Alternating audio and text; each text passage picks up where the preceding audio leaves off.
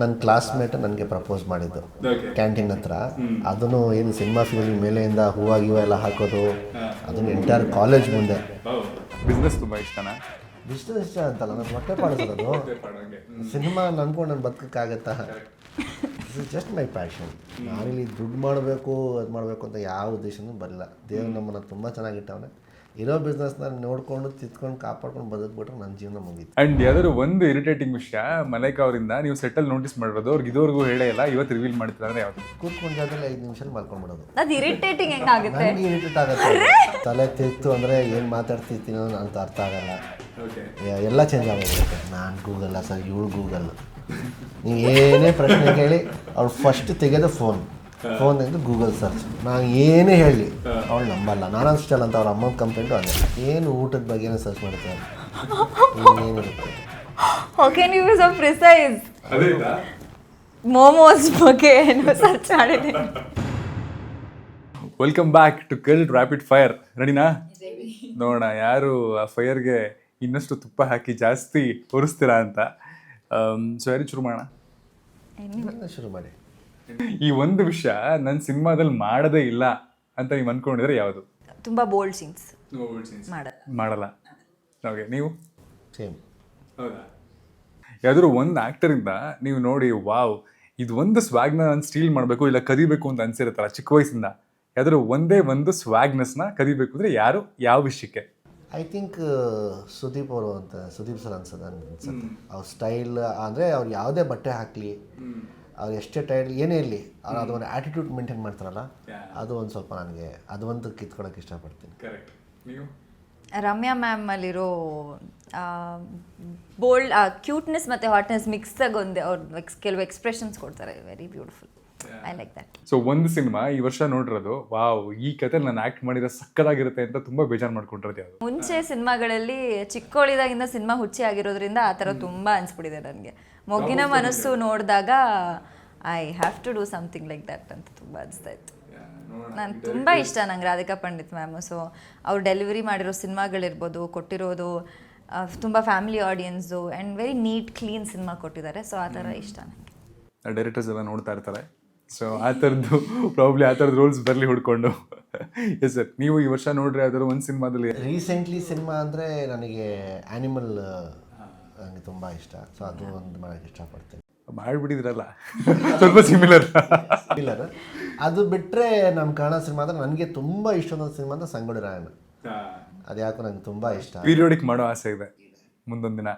And ಯಾವ್ದಾದ್ರು ಒಂದು irritating ವಿಷಯ ಮಲೈಕಾ ಅವರಿಂದ ನೀವು ಸೆಟಲ್ ನೋಟಿಸ್ ಮಾಡಿರೋದು ಅವ್ರಿಗೆ ಇದುವರೆಗೂ ಹೇಳೇ ಇಲ್ಲ, ಇವತ್ತು ರಿವೀಲ್ ಮಾಡ್ತೀರಾ ಅಂದರೆ ಯಾವುದು? ಕೂತ್ಕೊಂಡು ಜಾಗದಲ್ಲಿ 5 ನಿಮಿಷ ಮಲ್ಕೊಂಡ್ಬಿಡೋದು. ಅದು ಇರಿಟೇಟಿಂಗ್ ಹೆಂಗಾಗುತ್ತೆ? ನನಗೆ ಇರಿಟೇಟ್ ಆಗುತ್ತೆ, ಎಲ್ರಿಗೂ ಇರಿಟೇಟ್ ಆಗುತ್ತೆ ಅದು. ನಾನು ನೆಮ್ಮದಿಯಿಂದ ಮಲ್ಕೊಳ್ಳೋದು, ಅದು ನಿಮ್ಗೆ ಹೇಗೆ ಇರಿಟೇಟ್ ಆಗುತ್ತೆ? ಹಿಂಗೆ ಈ ಕಲೆ ಬಂದಿದೆ ನಿಮಗೆ? ನಾನು ಫಸ್ಟ್ ಸೀರಿಯಲ್ ಮಾಡುವಾಗ ನಂಗೆ ಎಲ್ಲರೂ ನಾನು ತುಂಬ ಆ್ಯಕ್ಟಿವ್. ನನಗೆ ಇವಾಗ ಸುಸ್ತಾಗಿದ್ರು ನೀವು ಹೇಳಿದ್ರಿ ನನ್ನ ಮುಖದಲ್ಲಿ ನೀವು ಸುಸ್ತು ಕಾಣಿಸ್ತಿಲ್ಲ. That is one plus point. ನಾನು ಅಲ್ಲಿ ಗೊತ್ತಾಗಲ್ಲ ಅದು, ಬಟ್ ಒಳಗಡೆ ಸಿಕ್ಕಾಬಡೆ ಸುಸ್ತಾಗ್ತಾ ಇರುತ್ತೆ. ಸೊ ಸೀರಿಯಲ್ ಮಾಡುವಾಗ ಅಲ್ಲಿ ಇಲ್ಲಿ ಓಡಾಡ್ತಾ ಇದ್ದೆ ನಾನು. ನಮ್ಮ ಸೀನಿಯರ್ ಆ್ಯಕ್ಟರ್ಸ್ ಹೇಳೋರು ಟೈಮ್ಸ್ ಇದ್ದಾಗ ನಿದ್ದೆ ಮಾಡಬೇಕು, ಇದು ಸೀರಿಯಲ್ಲು ನಿಂಗೆ ತುಂಬ ಹೆಕ್ಟಿಕ್ ಇರುತ್ತೆ ಸ್ಕೆಡ್ಯೂಲ್ಸು. ನಾನೇ ಇಲ್ಲ ಅಂತ ಅವತ್ತು ನಾನು ಪಾಠ ಕಲ್ತಿದ್ದು. ಟೈಮ್ ಸಿಕ್ಕಾಗ ಸುಮ್ಮನೆ ಕಣ್ಣು ಮುಚ್ಕೊಂಡು ನಿದ್ದೆ ಮಾಡಬೇಕು ಅಂತ. So that is been a habit ನಾವು ಇವಾಗ. ನೈಸ್. ಅದು ಪರ್ಫಾರ್ಮೆನ್ಸ್ ಮಾಡಬೇಕಾದ್ರು ರಿಲ್ಯಾಕ್ಸ್ ಆಗಿದ್ದು, ಆಮೇಲೆ ಅವ್ರು ಕರೆದಾಗ ಸ್ವಲ್ಪ ಮೈಂಡ್ ಪ್ರಿಪೇರ್ ಆಗಿ ಯು ಕ್ಯಾನ್ ಗೋ. ಎಷ್ಟು ಸ್ಪಾಂಟೇನಿಯಸ್ ಆಗಿ ಹೇಳೋರು, ಕೇಳಿದ ತಕ್ಷಣ ಪಟ್ಟ ಅಂತ ಹೇಳ್ಬಿಟ್ರು, ಯೋಚನೆ ಮಾಡಲಿಲ್ಲ. ಅಂದರೆ ಅಷ್ಟು ಇರಿಟೇಟ್ ಆಗಿ ಹೋಗಿದೆ ನಾನು ನಿದ್ದೆ ಮಾಡೋದು ಅಂತ. ನೀವು ಹೇಳಿ ಈಗ ಸೈಯದ್ ಅವರಿಂದ ನಿಮಗೆ ಈ ವಿಷಯ ಇರಿಟೇಟ್ ಆಗಿತ್ತು ಅಂತ ಇವತ್ತು ರಿವೀಲ್ ಮಾಡೋದು? ಇರಿಟೇಟ್ ಅಂದರೆ ನಂಗೆ ಇವಾಗ ಏನಾದ್ರು ತಿನ್ನಕ್ಕೆ ಇಷ್ಟ ಇರಲ್ಲ. ಇಲ್ಲ ನೀನು ತಿನ್ನಬೇಕು ಚೆನ್ನಾಗಿದೆ ತಿನ್ನಬೇಕು ನಂಗೆ ಇಷ್ಟ ಇಲ್ಲ, ನಂಗೆ ಬೇಡ ಅಂದರೂ hill make me force eat it. So ನಂಗೆ ಅದು ಇಷ್ಟ ಇಲ್ಲ. ಸೊ ಈಗ ನಾಳೆ ಬೆಳಗ್ಗೆ ಎದ್ದ ತಕ್ಷಣ ನೀವು ಪೊಲಿಟಿಷಿಯನ್ ಆಗಿದ್ರೆ ಒಂದು ರೂಲ್ ಇದನ್ನು ತೊಗೊಂಬರ್ತೀನಿ ಬರೋ ಕಡ್ಡಾಯವಾಗಿ ಅಂತ ತೊಗೊಂಬರೋದಾದ್ರೆ ಏನು? ರೇಪ್ಗೆ ಇಮಿಡಿಯೇಟ್ ಆಗಿ ಹ್ಯಾಂಗ್ ಟು ಡೆತ್ ಕೊಡಬೇಕು. Nice rule. ಜಾಸ್ತಿ ಹೊತ್ತು ಕೊಡಬಾರ್ದು. ಮ್ಯಾಕ್ಸಿಮಮ್ 60 ಡೇಸಲ್ಲಿ ಆ ಚಾಪ್ಟರ್ನ ಕ್ಲೋಸ್ ಮಾಡು ಮ್ಯಾಕ್ಸಿಮಮ್. ಇಷ್ಟೊಂದು ಪ್ರಿಸೈಸ್ ಆಗಿ ಹೇಳ್ತಿದ್ದಾರೆ. ಸಿನಿಮಾದಲ್ಲಿ ಏನಾದ್ರು ಈ ಎಳೆಗೆಳೆ ಬಂದಿದ್ಯಾ? ಇಲ್ಲ.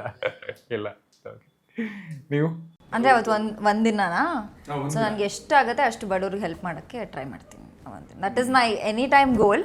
ಸೊ ಅದು ಪೊಲಿಟಿಷಿಯನ್ ಆಗದೆ ಇರಲಿ, that is always in my mind. Maybe ಇನ್ನೂ ಎಕ್ಸ್ಟ್ರಾ ಪವರ್ ಎಕ್ಸ್ಟ್ರಾ ದುಡ್ಡಿದ್ರೆ ಇನ್ನೂ ಮಾಡ್ತಿದ್ದೆ ಅಷ್ಟೇ. The most cult thing in your personality, ನಿಮ್ಗೆ ಅನ್ಸೋದು ನನ್ನ ಪರ್ಸ್ನಾಲಿಟಿ ಇದೊಂದು ಕಲ್ಟ್ ಥಿಂಗ್ ಇದೆ ಅಂತಂದ್ರೆ ಏನು? ನನ್ನ ಶಾರ್ಟ್ ಟೆಂಪರ್ನೆಸ್. ತಲೆ ತಿತ್ತು ಅಂದರೆ ಏನು ಮಾತಾಡ್ತಿರ್ತೀನೋ ಅಂತ ಅರ್ಥ ಆಗಲ್ಲ. ಎಲ್ಲ ಚೇಂಜ್ ಆಗೋಗ್ಬಿಡುತ್ತೆ. ಯಾವ್ದಾದ್ರು ಒಂದು ಕಾನ್ಸಿಕ್ವೆನ್ಸು ಈ ಥರ ತಲೆ ಕೆಟ್ಟು ಆಗಿ ಆಮೇಲೆ ರಿಗ್ರೆಟ್ ಆಗಿ ಅಯ್ಯೋ ನಾನು ಯಾವತ್ತೂ ರಿಗ್ರೆಟ್ ಮಾಡ್ಕೊಂಡು ಸರ್ ಅನ್ಸೋದನ್ನ ನಾನು ಹೇಳ್ಬಿಡ್ತೀನಿ, ಅವ್ರು ಬೇಜಾರಾದರೂ ಮಾಡ್ಕೊಳ್ಳಿ ಪರವಾಗಿಲ್ಲ.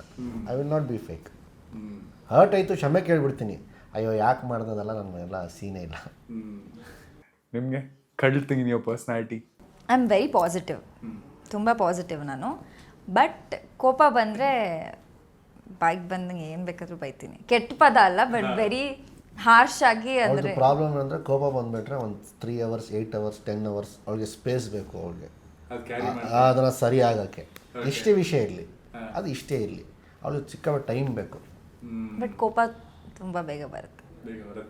ಯಾರು ಸ್ಯಾಂಡಲ್ವುಡ್ನ ಸೆಲೆಬ್ರಿಟಿ ಕ್ರಶ್? ರಮ್ಯಾ ಅವರೇ ಸರ್ ನನಗೆ ಡೇ ಒನ್. ನನಗೆ ಆನ್ಸರ್ ಕೇಳಿ ಕೇಳಿ ಕೇಳಿ ಎಲ್ಲ ಆಕ್ಟರ್ಸು ಅದೇ ಹೇಳೋದು, ನನಗೂ ಅವರೇನೆ. ಒಂಥರ ಈಗ ಬೇರೆ ಆನ್ಸರ್ ಹೇಳ್ತಾರಾ ಇಲ್ವಾ ಅಂತ ಯೋಚನೆ ಮಾಡಂಗೆ ಆಗ್ಬಿಟ್ಟಿದೆ ನನಗೆ.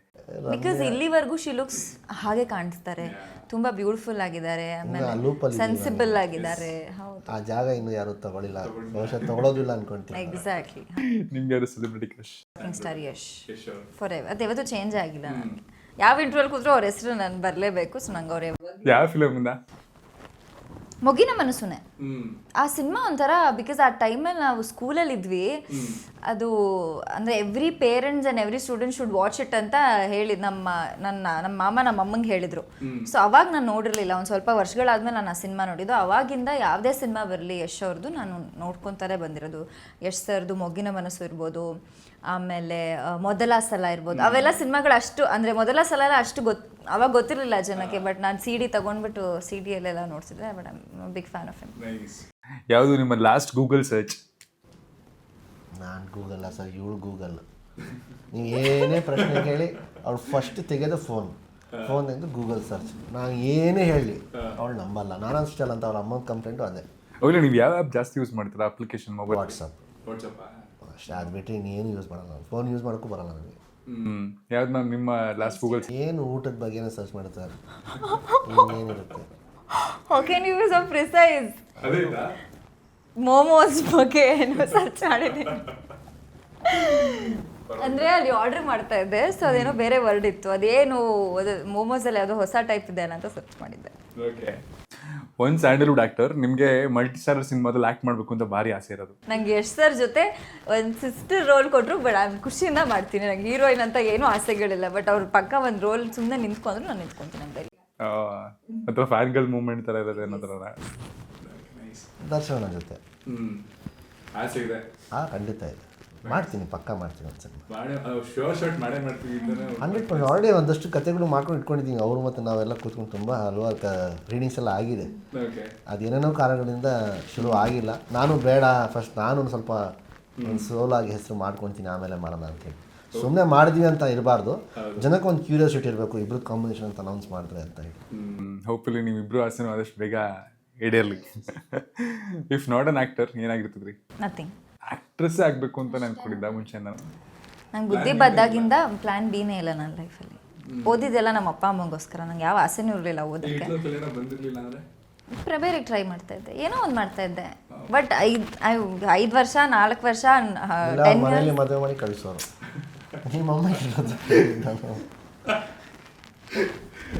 ನನ್ಗೆ ಇದ್ದಿದ್ದೆ ಒಂದು ಗೋಲ್, ಆ್ಯಕ್ಟಿಂಗ್. ನಾನು ಪ್ಲಾನ್ ಬಿ ನಿಮ್ಮನ್ನು ಕೇಳಿದೆ, ಅವ್ರ ಆನ್ಸರ್ ಮಾಡಲ್ಲ. ಅವ್ರ ತಾಯಿ ಹೇಳ್ತಾ ಇರ್ತಾರೆ, ಅವ್ರು ಏನೋ ಒಂದು ಇಲ್ಲಿ ವರ್ಕ್ ಆಗ್ತಿರೋ ಅಂದರೆ ಇಮ್ಮಿಡಿಯೇಟ್ ಮದುವೆ ಮಾಡಿಸಿ ಕಳಿಸ್ಬಿಡ್ತಿದ್ದೆ ಅಂತ. ನಾನು ಆಗ್ಬೇಕಿತ್ತಲ್ಲ, ಅವ್ರು ಹೇಳ್ತಾರೆ. ಅವ್ರು ಹೇಳಿದ್ನ ನಾನು ಹೇಳ್ತಾ ಇದ್ದೀನಿ. Business man. ಬಿಸ್ನೆಸ್ ತುಂಬ ಇಷ್ಟನಾ? ಬಿಸ್ನೆಸ್ ಇಷ್ಟ ಅಂತಲ್ಲ, ನಾನು ಹೊಟ್ಟೆ ಪಾಡಿಸೋದು. ಸಿನಿಮಾ ನಂಬ್ಕೊಂಡು ನಾನು ಬದುಕೋಕ್ಕಾಗತ್ತಾ? This is just my passion. ನಾನಿಲ್ಲಿ ದುಡ್ಡು ಮಾಡಬೇಕು, ಅದು ಮಾಡಬೇಕು ಅಂತ ಯಾವ ಉದ್ದೇಶನೂ ಬರಲ್ಲ. ದೇವ್ರು ನಮ್ಮನ್ನು ತುಂಬ ಚೆನ್ನಾಗಿಟ್ಟವನೆ. ಇರೋ ಬಿಸ್ನೆಸ್ನ ನೋಡ್ಕೊಂಡು ತಿತ್ಕೊಂಡು ಕಾಪಾಡ್ಕೊಂಡು ಬದುಕ್ಬಿಟ್ರೆ ನನ್ನ ಜೀವನ ಮುಗೀತು. ನಿಮ್ಮ ಪ್ರೆಸೆಂಟೇಷನ್ ಸ್ಕಿಲ್ ನೋಡೋದಕ್ಕೆ ಒಂದು ವಿಷಯ ತೊಗೊಂಬಂದಿದ್ದೀನಿ. ಈಗ ಮಲೈಕಾ ಅವ್ರಿಗೆ ಒಂದು ಮ್ಯಾಟ್ರಿಮೋನಿಯಲ್ ಆ್ಯಡನ್ನು ಕೊಡಬೇಕು, ಅದರಲ್ಲಿ ಒಂದಷ್ಟು ವಿಷಯಗಳಿರುತ್ತೆ ಅಂತಂದರೆ ಏನೇನು ವಿಷಯ ಇರುತ್ತೆ, ಅದನ್ನು ಹೆಂಗೆ ಪ್ರೆಸೆಂಟ್ ಮಾಡ್ಬೋದು.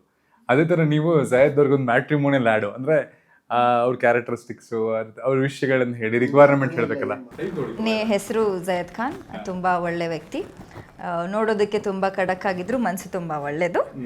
ಸೊ ದೂರದಿಂದ ನಿಮಗೆ ತುಂಬ ಜಡ್ಜ್ ಮಾಡ್ಬೋದು, ಹತ್ತಿರದಿಂದ ಬಂದು ನೋಡಿ ಅವರು ಮನಸ್ಸು ತುಂಬ ಒಳ್ಳೇದಂತ ನಿಮ್ಗೆ ಅನಿಸುತ್ತೆ.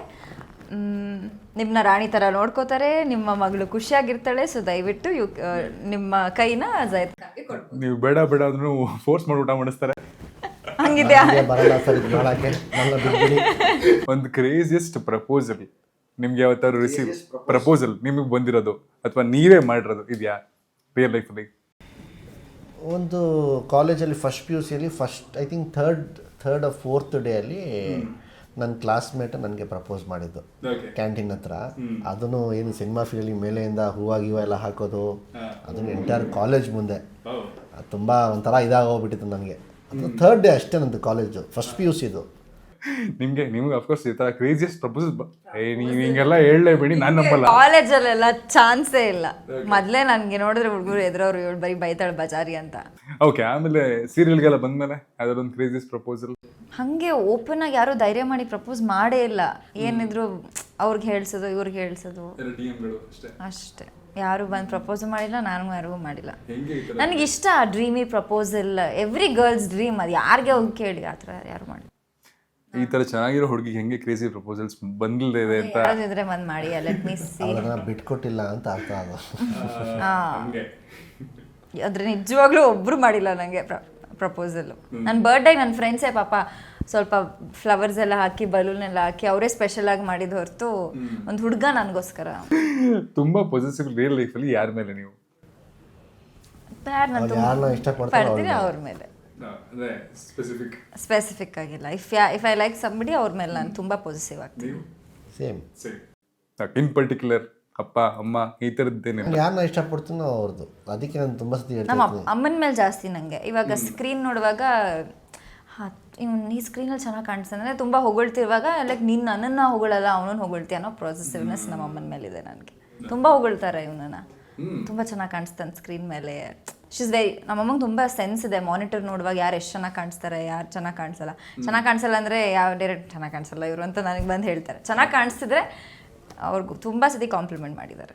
ಅಂದರೆ ನಾನು ಇದೀನಲ್ಲಿ, ನಾನು ಪಕ್ಕದಲ್ಲಿದ್ದೀನಿ ನೋಡಿ ಅಂತ. But she always likes me, ಅದು ಬೇರೆ ವಿಷಯ. ಫೈನಲಿ ಕೊನೆಯ ಪ್ರಶ್ನೆ, ಒಂದು ವಾವ್ ಮೂಮೆಂಟ್ ಇದೆ, ಅದನ್ನ ಸ್ಕ್ರೀನಲ್ಲಿ ನೋಡೋದಕ್ಕೆ ನೀವು ವಿಟ್ನೆಸ್ ಮಾಡ್ತಿದ್ದೀರಾ ವಿತ್ ಆಡಿಯನ್ಸ್ ಅಂದರೆ ಕಲ್ಟಲ್ಲಿ ಯಾವುದು?